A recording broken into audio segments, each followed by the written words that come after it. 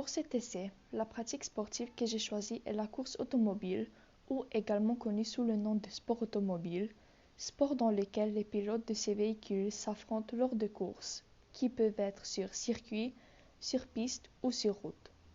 Le lien avec la physique est la mécanique des fluides, c'est-à-dire la science étudiant les mouvements des fluides gazeux ainsi que liquides. Mais pour cette pratique sportive spécifiquement, c'est plus précisément l'aérodynamique qui s'y applique, donc le mouvement de l'air et ses effets sur les solides. Comme l'on sait, dans des sports aussi compétitifs que cela, les moindres différences entre les millisecondes peuvent faire en sorte qu'on sort gagnant de la course. Pendant plusieurs années, les ingénieurs ont essayé de perfectionner les véhicules utilisés lors de ces courses afin de les rendre encore plus rapides. C'est là que la physique vient en aide. Les ingénieurs ont remarqué que c'était lors des virages que les pilotes perdaient le plus de temps, puisqu'ils devaient freiner afin d'éviter de virer trop vite pour ne pas déraper de la piste. C'est dans ce contexte que les ingénieurs ont ajouté les ailerons avant à ces véhicules de course. En fait, ces ailerons jouent un rôle très important lors de ces courses. Ils plaquent les voitures contre le sol, ce qui permet aux pilotes de faire de meilleurs virages, puisque ces ailerons augmentent l'adhérence entre les pneus du véhicule et la route. C'est notamment grâce à l'aérodynamique que les ailerons sont capables de donner cet effet. La façon dont les ailerons fonctionnent, c'est que ceux-ci vont créer une déportance, c'est-à-dire qu'ils vont coller la voiture contre le sol grâce au flux de l'air.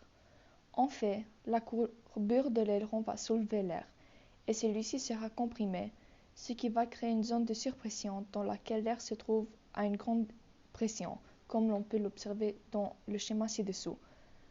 Sous l'aileron, c'est le contraire. Une zone de dépression sera créée où l'air se trouve à une basse pression.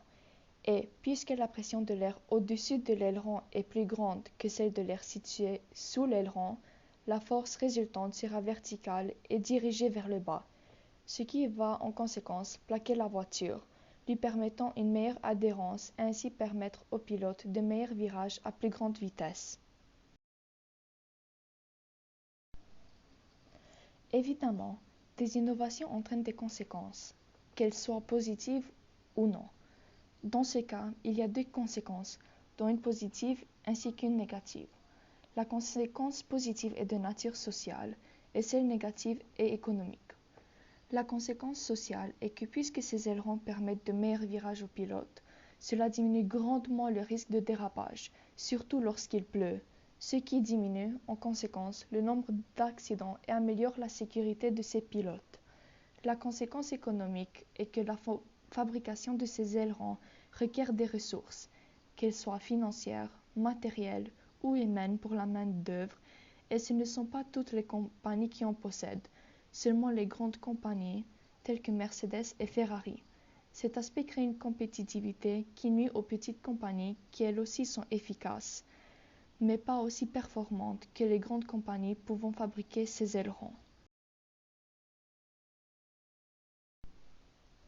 Mon opinion est que, malgré le fait que ces ailerons créent une compétitivité nuisant aux petites compagnies, ils sont une très bonne idée puisque non seulement ils augmentent les chances des pilotes à gagner la course, mais ils augmentent avant tout leur sécurité puisqu'ils ont moins de chances à déraper.